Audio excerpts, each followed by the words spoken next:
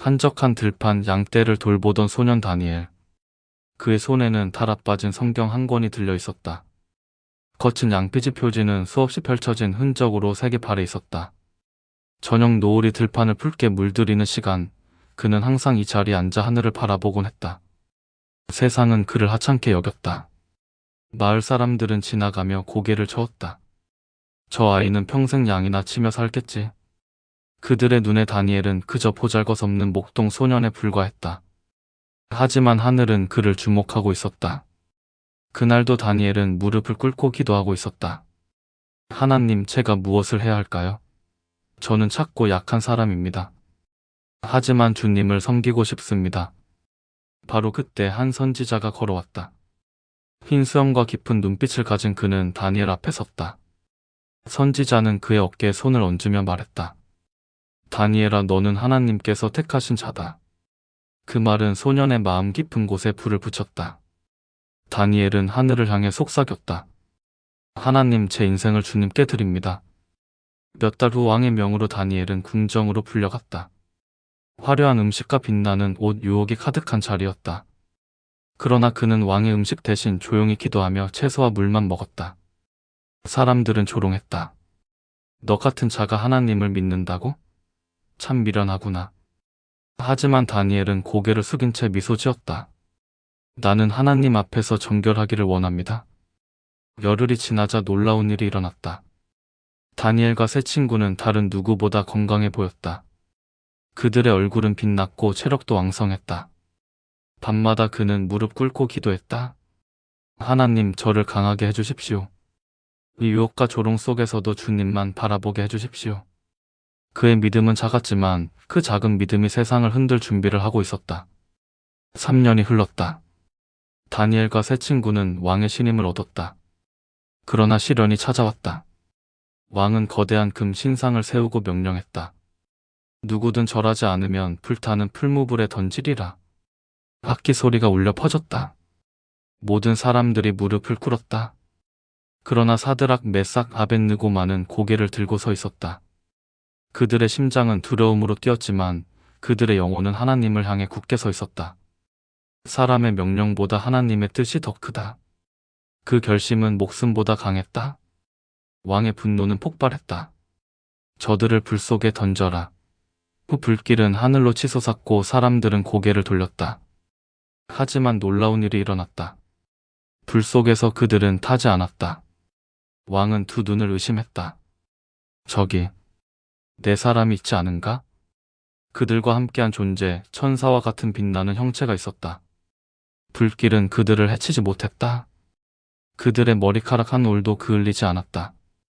하나님은 그들과 함께 계셨다. 다음 날 왕은 무릎을 꿇었다. 너희 하나님이 참 하나님이시다. 그날 이후 왕은 나라 전역에 하나님의 이름을 선포했다. 다니엘은 조용히 하늘을 바라보며 말했다. 하나님, 모든 영광을 주님께 드립니다. 그의 눈에는 감사의 눈물이 맺혔다.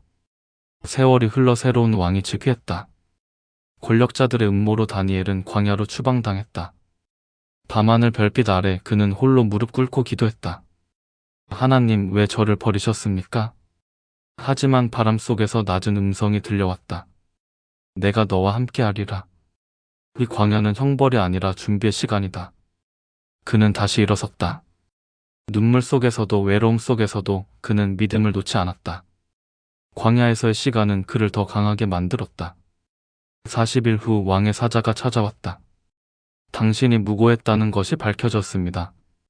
제발 돌아와 주십시오. 다니엘은 마지막으로 광야를 바라보았다. 하나님, 이곳에서 배운 교훈을 잊지 않겠습니다. 다니엘은 총리가 되어 나라를 지혜롭게 다스렸다. 하지만 시기하는 고관들이 다시 음모를 꾸몄다. 그들은 왕에게 법을 제정하도록 설득했다. 30일 동안 왕 외에 다른 신이나 사람에게 기도하는 자는 사자 굴에 던져지게 하소서. 다니엘은 그 법령을 들었지만 습관을 바꾸지 않았다. 집으로 돌아가 예루살렘을 향해 창문을 열고 무릎을 꿇었다. 하나님, 저는 주님께 기도하는 것을 멈출 수 없습니다. 고관들은 왕에게 달려갔다. 다니엘이 왕의 법령을 어겼습니다.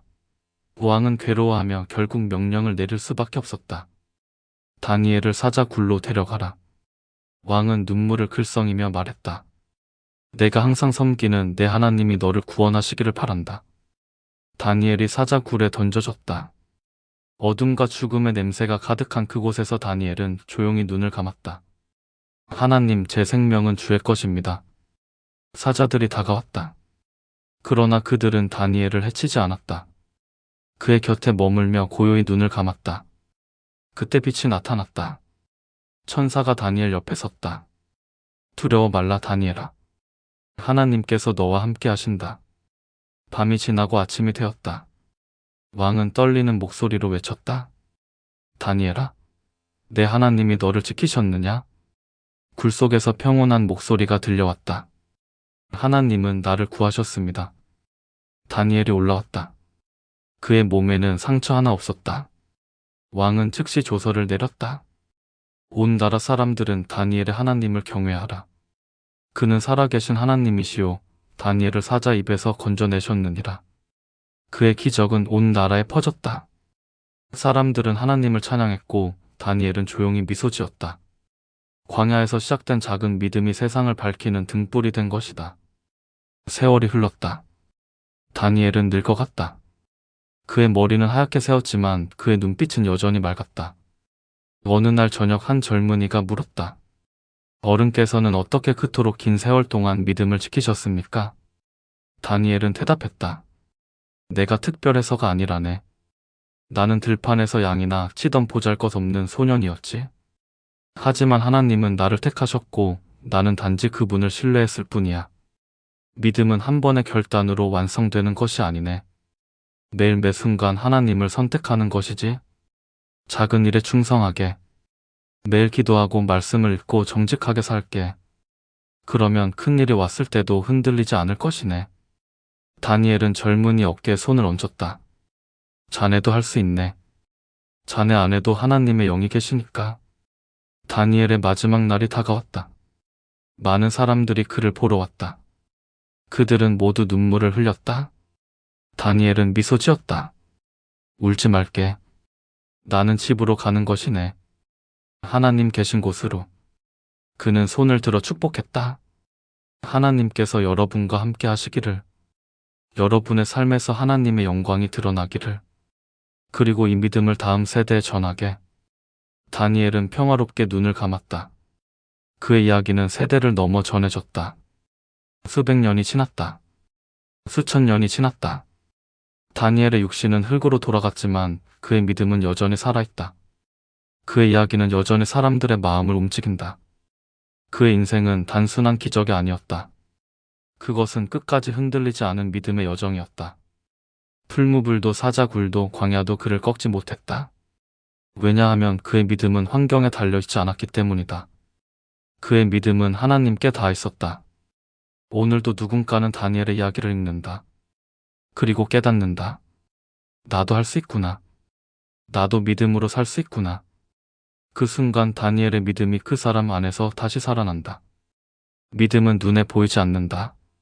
하지만 그것은 가장 강한 힘을 가지고 있다. 죽음을 이기고 두려움을 물리치고 세상을 변화시킬 수 있는 힘. 그리고 그 믿음은 오늘 바로 당신의 마음속에서도 여전히 살아있다. 다니엘처럼 당신도 작은 목동 소년일 수 있다. 세상은 당신을 하찮게 여길 수 있다. 하지만 하늘은 당신을 주목하고 있다. 당신 앞에도 풀무불이 있을 수 있다. 사자굴이 있을 수 있다. 광야가 있을 수 있다. 하지만 두려워하지 말라. 당신이 하나님을 신뢰한다면 그분이 당신과 함께 하실 것이다. 작은 믿음으로 시작하라.